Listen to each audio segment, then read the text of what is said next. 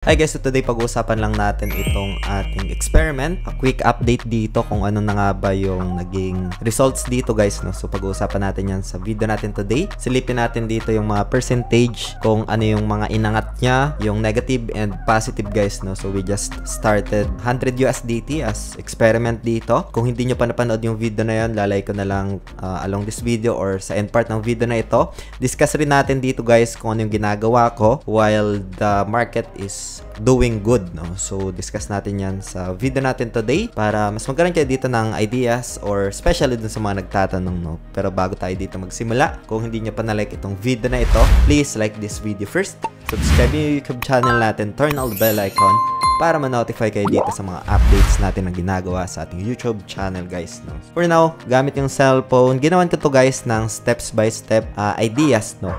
Or yung pinaka-guide sa mga nagtatanong. Hope you get some insights. As of now guys, yung ating account balance dito is nasa 114, no? 114 in USDT.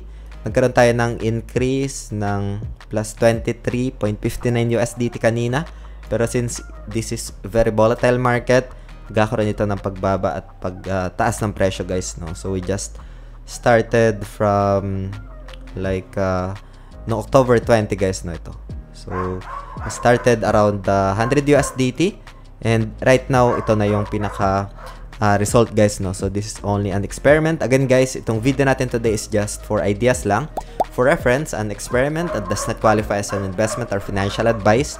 Hope you get some ideas dito and silipin natin dito guys kung ano nga ba yung ginagawa ko para ma-divert yung attention ko. Hindi ako masyadong tumitingin sa charts as well as ano pa yung other way, no, para mag-earn dito ng free crypto, yung mga airdrops. Discuss natin yan. Pero for now guys, punta muna tayo sa assets natin. Silipin natin kung ano yung magandang or ano yung mataas na ito, si Samo pala, no. Ito yung nagkaroon ng pagtaas ng presyo guys, no. Good thing dito, makikita mo yung pinaka PNL percentage mo. Milo as well doing good. Mio, we can see some decline kay WEF, 0.82.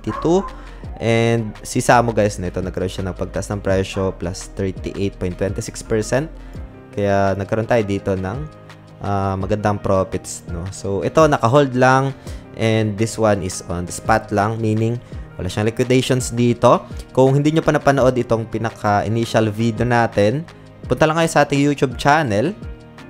Ayan, dito. Tapos, scroll down nyo lang. Maybe lalagay ko na lang dito sa may gilid nitong video na ito or sa end part ng video na ito. Step by step ko to guys na ginawa ng updates, no, or ideas. So, ito. Itong video na ito, 2 weeks ago, ginawan ko to ng step by step ideas. And once you selected that, ayan. So, merong ads dito. Skip lang muna natin siya.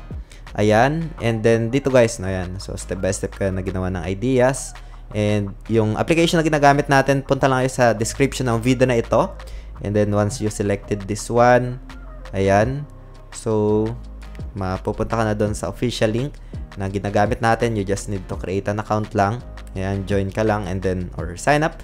And then you can just create an account dito, magpa-verify para malaman na ikaw talaga yung gumagamit ng account at hindi yung bot, no? Meron din dito guys mga rewards. Like for example, you can get itong iPhone 16, iPad Pro, Apple Watch Series 10, Ethereum, USDT, and trading bonus guys, no? So pwede nyo itong puntahan and you can just get some ideas doon sa video natin na ginawa ito, ayan, noong 2 weeks ago guys, no? And this is the results right now. We're just waiting sa price action lang dito, spot lang naman ito.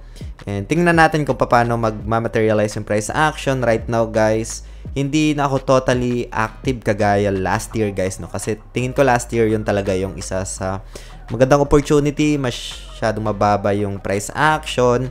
You have this good buying opportunity and my own opinion lang guys, no. Again, it's my own opinion, it's not totally guaranteed.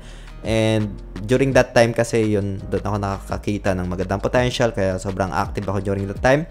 Kaya for now, medyo lie low lang ako guys, tumataas yung price action. For me, it's risky, especially sa mga beginner. Pero if you are experienced trader, I think you can take advantage that volatility. So right now guys, meron tayong mga ginagawa airdrops. Punta lang tayo ulit sa ating YouTube channel dito.